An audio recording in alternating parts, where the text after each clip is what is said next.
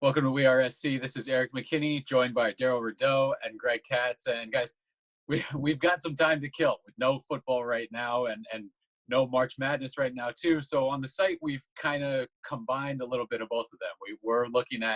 We've got the 16 what we chose as the best USC games, USC football games in history, and we're matching them up. And it just so happened again with the poll on the site that we got 4 USC Notre Dame games, 4 USC UCLA games, 4 Rose Bowl games, and then 4 games we're calling other. But we're going to go around and give our answer to that question, the best USC game of all time. And Darrell, I've thrown it to you, and with the caveat, I pigeonholed you a little bit. I wanted you to go USC game that you played in. So that takes a lot of kind of USC history out of play for you. But let's hear from you, the best USC game of all time that you played in. Absolutely. And when you think about the era that I played in, coming in 1999 under Paul Hackett, first 2 years, and then really being a part of the resurgence of the Trojans under Pete Carroll, as we were really trying to find our way,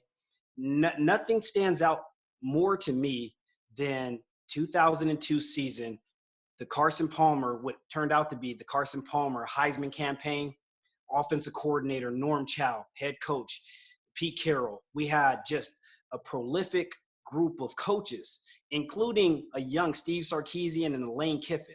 And what stands out to me most about that year was what happened leading up to the season.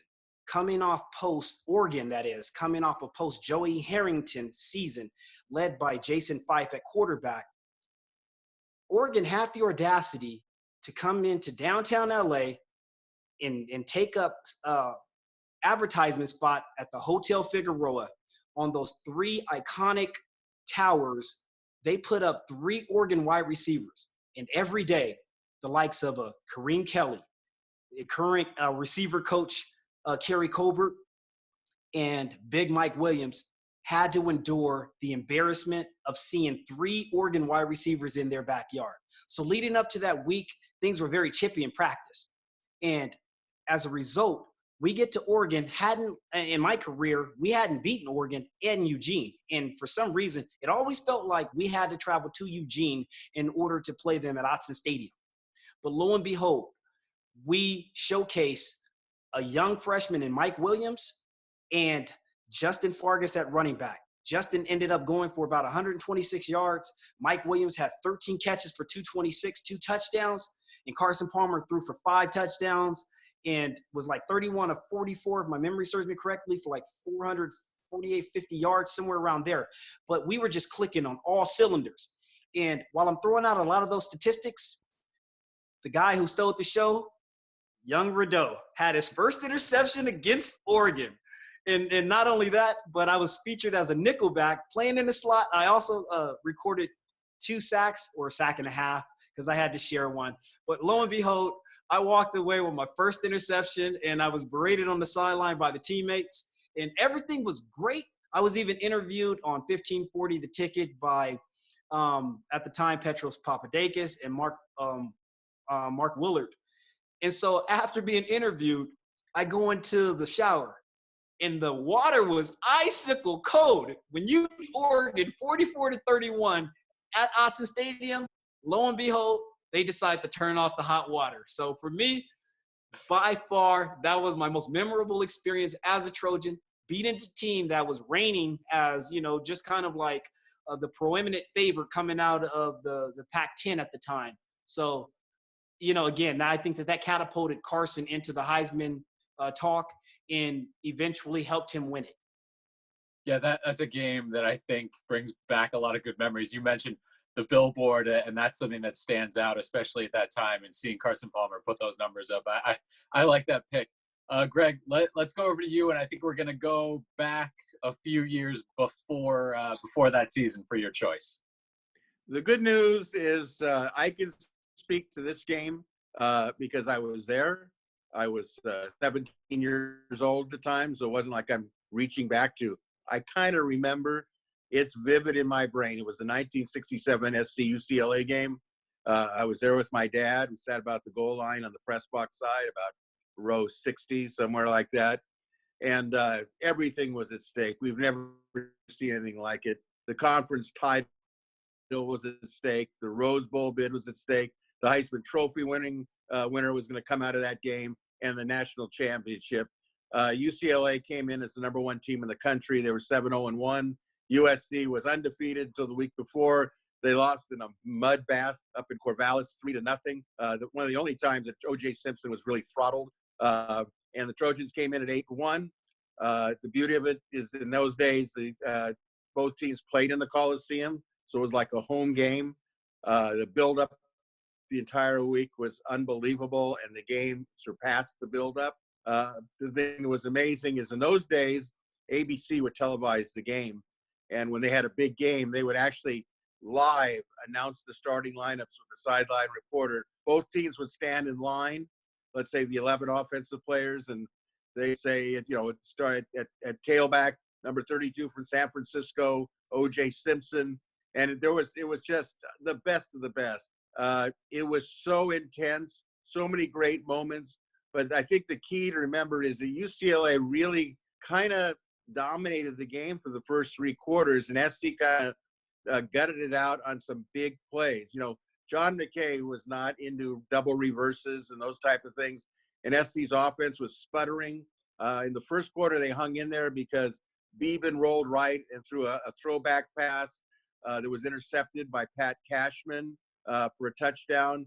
And then what happened was SC, it was like SC doesn't do this under McKay. They ran a reverse to Earl McCullough, who was one of the great sprinters out of Long Beach Poly High School. And he took it down the sideline. It didn't score, but it set him up. And then Simpson had maybe – everyone talks about the great 64-yard run in the fourth quarter. Well, you need to watch the 13-yard run that he scored where he broke like 6-7 tackles. I've actually on my wall, I've got a painting of it.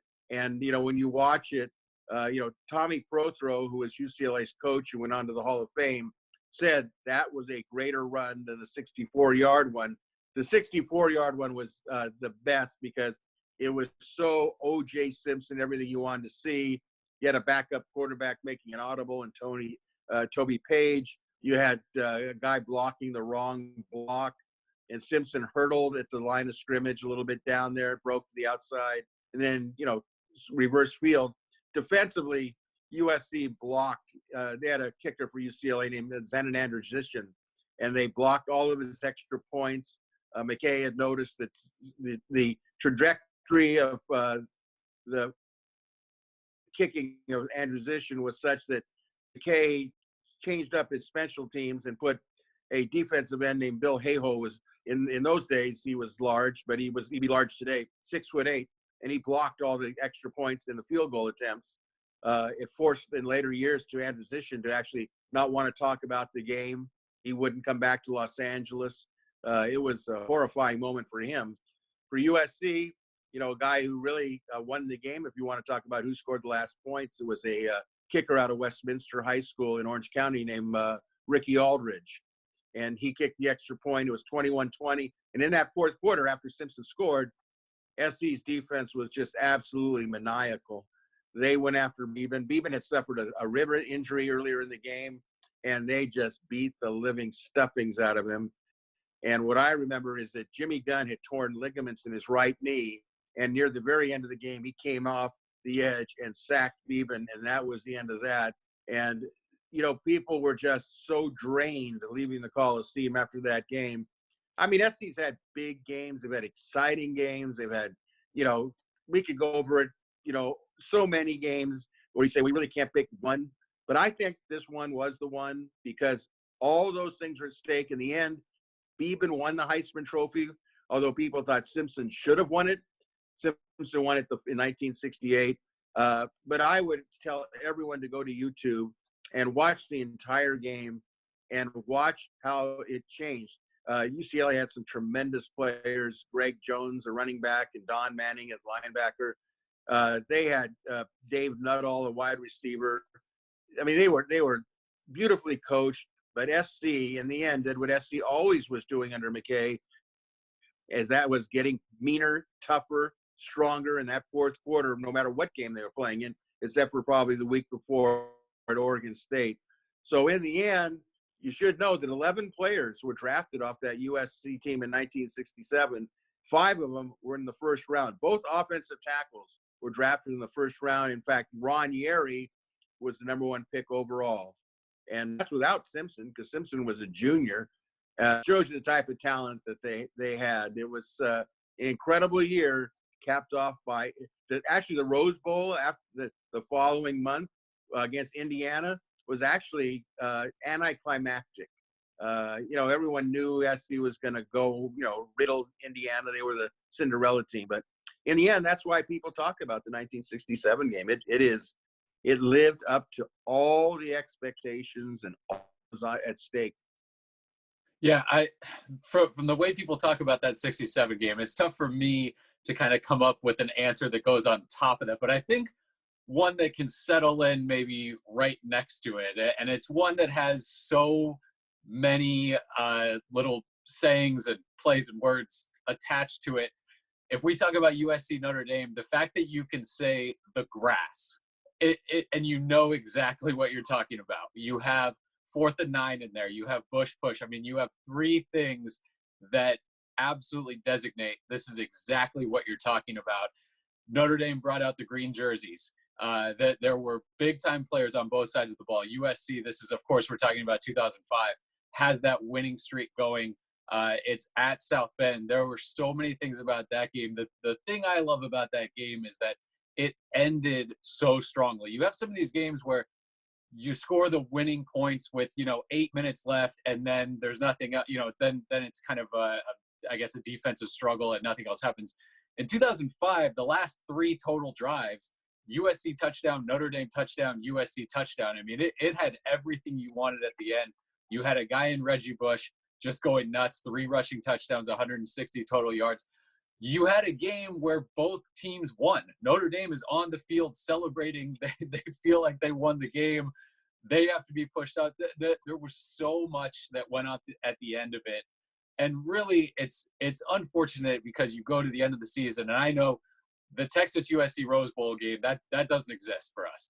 That game never happened. But it does because the way the season ended.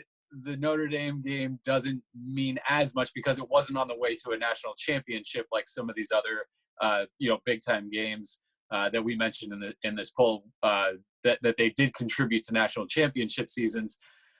But boy, that game, I was there, and just the emotion again. You don't get kind of the Coliseum atmosphere for a USC home game, but hearing the Notre Dame fans and going back and trying to replay it in my mind, knowing that USC does in the end win, boy, that game it felt massive at the time.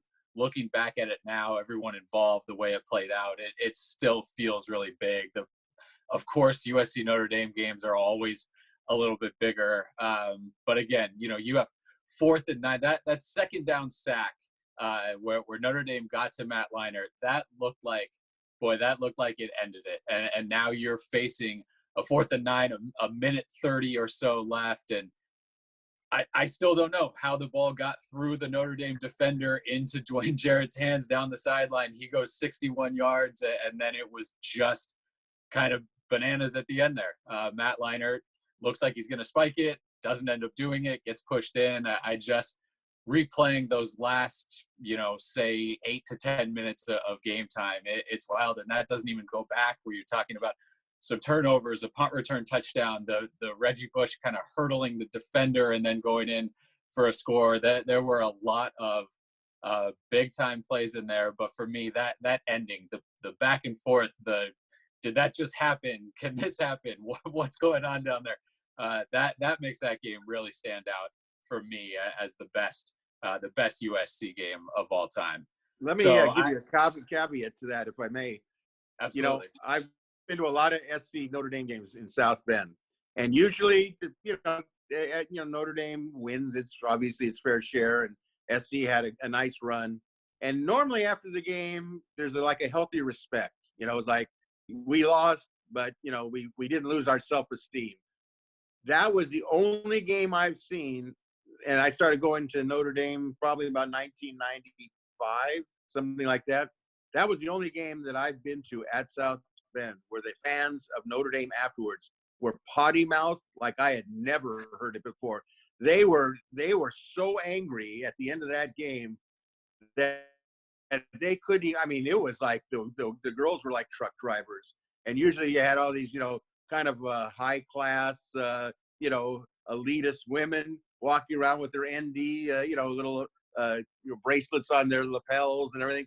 But boy, were they angry after that game. I have never seen anything like it. Yeah, well, they just seen, according to me, the best USC game of all time. That's certainly going to make them upset. So that's certainly our look at the best USC game of all time. And as we have some time off here, we'll roll out a few more of these polls, looking at kind of various best ofs when it comes to USC football history. So for Greg Katz, for Darrell Rideaux, this is Erik McKinney. Thanks for watching We Are SC.